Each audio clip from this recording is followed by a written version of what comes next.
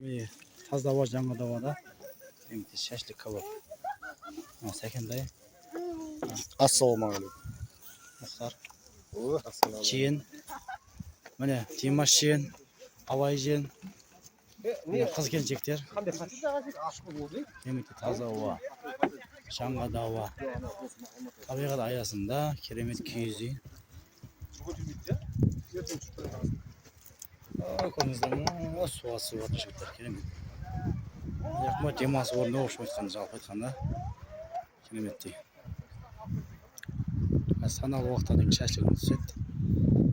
Түске жақын келген болатынбыз. Сені түнделетіп кештетіп қайтамыз құдай қаласа.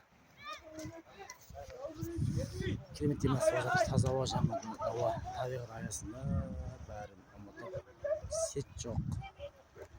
Таза сет, көңіл тупит болады ол жақта деп па.